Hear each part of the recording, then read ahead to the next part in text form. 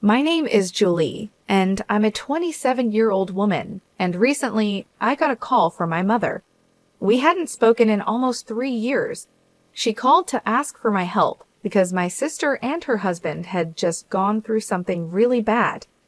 To give you some background, the man who is now my sister's husband was supposed to be my husband once upon a time.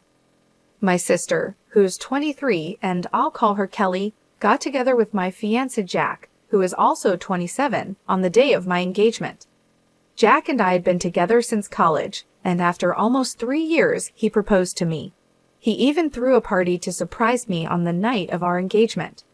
I remember feeling like I was on top of the world until about 2 p.m. that day. I decided to step out into the backyard to get better phone reception, and that's when I saw my sister and Jack. They were making out so passionately that it took them a few seconds to even notice me standing there, completely shocked. I couldn't believe he would do this to me, especially after almost 3 years together, and on the night of our engagement, no less. When they finally noticed me, they quickly pulled apart, but it was too late. I ran to my car and drove as fast as I could to the nearest hotel. I was in complete shock and trying to process what I had just seen, hoping it wasn't true. But then I received a text from Kelly, apologizing and saying she was in love with Jack. Apparently, this had been going on for a long time. I was in my hotel room when I got that text, and I broke down like never before.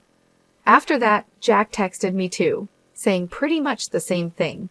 He told me that he had only proposed to me because he thought that if he committed to me, he could push Kelly out of his mind. Obviously, that didn't work, and it made him want Kelly even more. He said it wasn't about me, but it was about them, and they just knew they were meant to be together. I was just a stand-in, a way for Jack to eventually meet Kelly. I stayed at the hotel for a few days, trying to pull myself together. I was still feeling lost and trying to convince myself that this was just a bad joke life was playing on me. After almost 5 days, I finally went back home because I needed to get my things and go back to work if I didn't want to get fired. When I got home, I realized that my family had been staying with Jack, all under the same roof, waiting for me to return. It might have been touching if it weren't for the reason I left in the first place.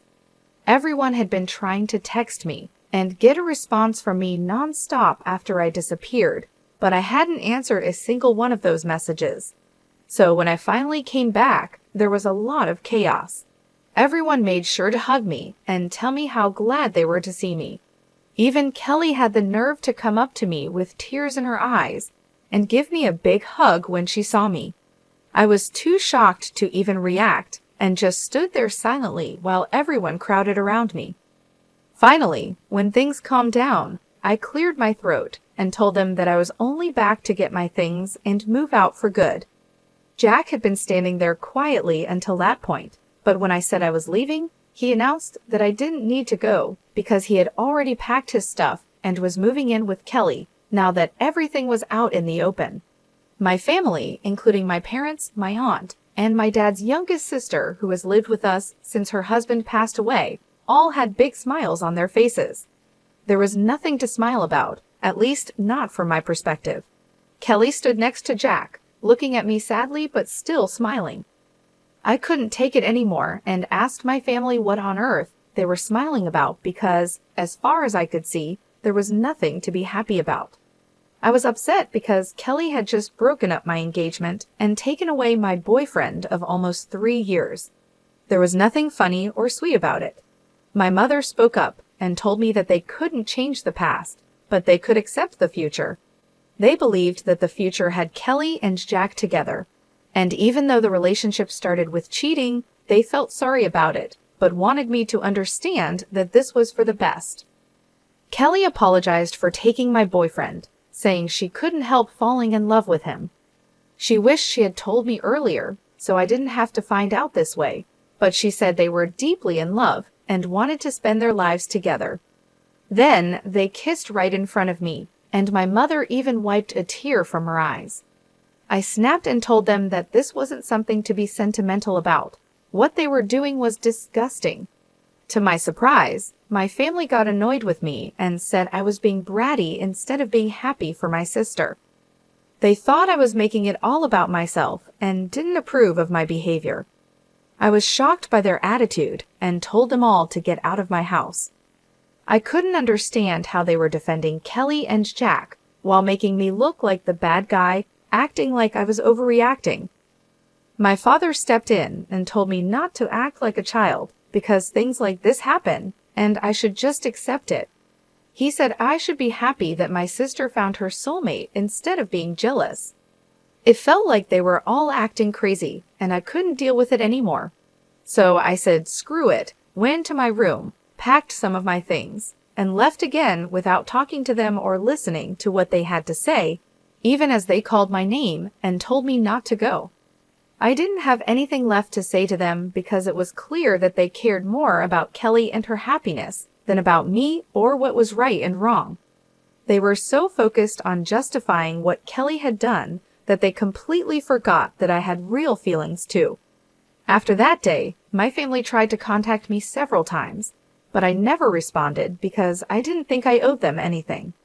A couple of weeks later, I even received an invitation to Kelly and Jack's wedding, which I obviously declined.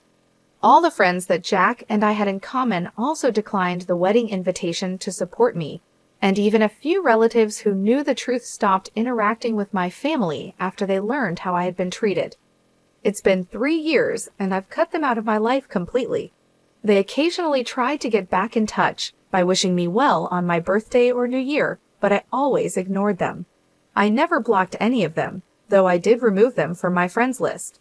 Since I have a public account, they could still see what I was up to, which is what I wanted. I wanted them to see that I was living a great life and let them feel jealous. It was a bit petty, but it was the least I could do after how they treated me.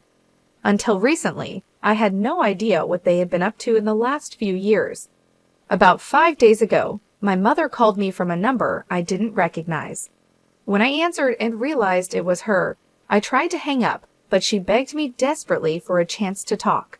She sounded so upset that I agreed to listen for a couple of minutes because I couldn't ignore her completely. She told me that Kelly and Jack had started a business a couple of years ago, but it was failing badly. Their investors were backing out because the business wasn't making any profit. They borrowed more money, but even that didn't help, and now they were deep in debt. Loan sharks were after them, and they were being hounded by everyone from their employees to their investors and the people they had borrowed money from. I lived a comfortable life and could afford to help them out, so my mother turned to me as a last resort, begging me to loan them money to pay off their debts. She wasn't asking for a small amount either. She wanted almost $95,000 to help Kelly and Jack. I asked why Kelly wasn't the one calling me if she needed help and why she was making our mother speak to me instead. My mother explained that Kelly and Jack didn't even know she was asking me for help because they had told her not to. I guess they all still remembered what happened 3 years ago. Kelly didn't want me to know about their situation and wasn't ready to take help from me, but my mother didn't know anyone else who could give them that much money quickly. A couple of months had already passed, and Kelly and Jack were struggling even to put food on the table. My parents and Jack's family were helping as much as they could, but it wasn't enough. They had their own futures to think about, especially since most of my family, including Jack's parents, were retired. That's why my mother, with no other options, had called me to ask for help. I could afford to help them, but I really didn't want to. Kelly was right not to contact me for help because they lost the right to ask anything of me the day they cheated on me. I told my mother that I couldn't help them, and even if I could, I wouldn't. She sounded very upset and told me I was being cruel and needed to think about my family. I reminded her that Kelly and Jack didn't think about me when they had their affair, and my family didn't think about me while they supported them. So I didn't see why I needed to think about them now. I had worked hard to get where I am today, and I wasn't going to just give away $95,000 to 2 people who didn't deserve it. My mother started crying on the phone, saying she never expected me to grow up to be so selfish, and claimed that my sister and her husband would end up in big trouble if I didn't help them out. I told my mother that it was unfortunate, but I couldn't help them, and then I hung up. Since then, she's been sending me text after text, almost every hour, begging me to reconsider and think about my sister. She keeps saying that this isn't the time for petty revenge, and that Kelly is in serious trouble. She warns that if I don't help her now, I'll regret it in the future. My mother is acting desperate, and I don't know what to say to her because I don't want to feel like the bad person here either. Am I wrong for not helping my sister financially after she stole my fiancé 3 years ago? Update: I finally blocked my family. I hadn't done that earlier because, first, I wanted them to see what I was up to and feel jealous, and second, because I thought cutting them off completely might be something I'd regret if something bad happened to them. But now, I don't care anymore. I should have removed them from my life 3 years ago. Keeping them around this long was the real petty thing I did. Refusing to help my sister now isn't petty. It's just the logical thing to do. They've already wasted so much money, and I'm sure that even if I gave them the money now, they wouldn't be able to pay it back. $95,000 is a huge amount, and even though I'm doing well financially, that doesn't mean I can just give away that kind of money without expecting it back. If it were a close friend I was helping, I would still expect to be repaid. But these are people who are close to me, and they're definitely not my loved ones. I can't expect them to pay me back, so there's really no reason for me to help them out. It's as simple as that. I talked to a few of my friends about this to get their opinions, and they agreed that I did the right thing by refusing to give them the money not out of revenge, but because it's completely impractical and foolish to expect me to help the very people who betrayed me in the past. Anyway, my mother is now blocked, and she can't contact me to guilt-trip me anymore. I have nothing to worry about, at least that's what I thought. Update 2. Hi everyone, something really big happened today. I was at work when I got a call from my neighbor.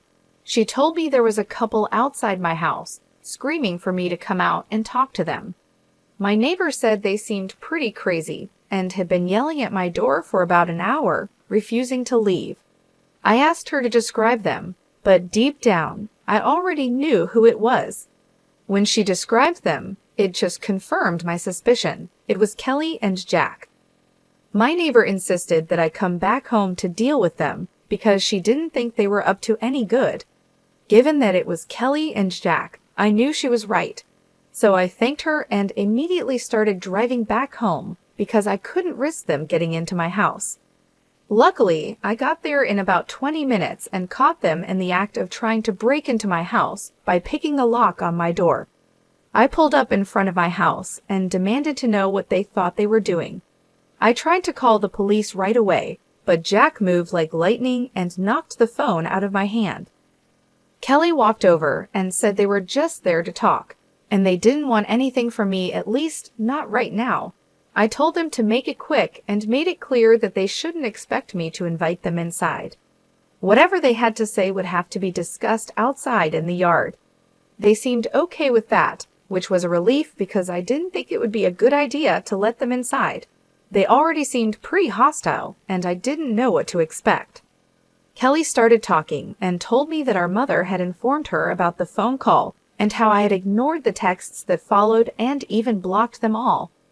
She said that the way I was behaving was very unfair, and that since it had been 3 years, I should really be over it by now. I was accused of being silly and dramatic, just to get attention from my family. Kelly said she felt insulted because I refused to help them, and that's why she was there to talk to me. She mentioned that she had managed to arrange the money for now by selling their house and all their jewelry, but there was a strong chance she might need more in the future. She wanted to know that she could rely on me for help when that time came. I told her flat out that she couldn't and shouldn't count on me at all under any circumstances because I hated her and her husband with a passion. I was so angry that I warned her it was taking all my self-control not to hit her at that moment, so it would be best if they just left. Jack, shockingly, demanded that they wouldn't go anywhere until I signed a document promising to give them money in the future whenever they needed it. I couldn't believe what I was hearing. I knew that such a document wouldn't be legally valid if I was forced to sign it under pressure, and they had to be out of their minds if they thought they could manipulate me into something like that. I told both of them to get out, but Kelly pushed me and said that I had to help them because I owed it to them since we were family. She said I couldn't just run away from my responsibilities like this. I was stunned that she actually pushed me, and I was tempted to slap her. But I held back because I knew that getting violent would only make things worse. Instead, I decided to grab my phone, which had fallen to the ground when Jack knocked it out of my hand earlier, and I made a run for it. I quickly climbed into my car and drove off without even checking my rearview mirror. Luckily, I hadn't turned off the engine when I had left the car, so it was still running, and I was able to get a head start on them. They didn't chase after me on foot, which was a relief, but they stayed at my house, which was unfortunate.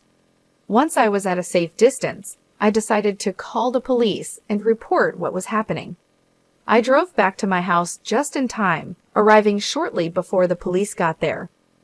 Within about 25 minutes, they showed up, and I filled them in on everything that had happened. The police arrested Kelly and Jack and took them away. I knew the charges weren't that serious, and they'd probably get off easily, but it was still worth it because at least they were taken away, and I didn't have to deal with them anymore. A few hours have passed since then, and I haven't heard from anyone in my family, which is strange. I thought by now at least one of them would have tried to contact me from a different number, but they haven't. I'm guessing they're either over everything and won't try to get under my skin again, or they're just waiting for the right time to contact me later when things have calmed down a bit. Update 3. Hi, so my last update was about a week ago, and I had started to believe that my family was finally going to leave me alone after I called the cops on Kelly and Jack. But I was wrong. Even that didn't stop them from bothering me again. This time, it was my parents who showed up at my house, asking if they could talk to me for a moment. This happened yesterday, and they seemed much less arrogant compared to Kelly and Jack, so I decided to let them in. As soon as my mother entered the house, she started crying and apologized for ever taking Kelly's side over mine. My father explained that after they learned Kelly and Jack were arrested because of their behavior, including physically pushing me, they couldn't see them the same way anymore. They had decided to cut them off. My mother kept crying the entire time she was there, while my father continued apologizing for siding with Kelly in the past, when it was actually me who was the victim. I told my parents that while I appreciated them finally coming to their senses, it was too little, too late to make things better. I had grown used to living my life on my own terms and didn't want to go back to putting my family before myself. As much as I appreciated their visit and apology, I couldn't promise to work on our relationship because, honestly, I didn't see any point in trying to salvage something that was already broken, even if it was with my parents. They protested a bit, saying that we could fix things if we really wanted to, but that was the problem I didn't want to anymore. I just wanted to be by myself, free from the complications and hurt of the past. I told them I respected their efforts, but I was done trying. They seemed a little disappointed, but eventually they left and asked if I could at least unblock them so they could keep in touch. I did unblock my parents, which feels a bit strange, but for now, that's where things stand. I'm not sure what the future holds, but I'm focusing on my own peace and well-being. Stay tuned for more updates on how things unfold.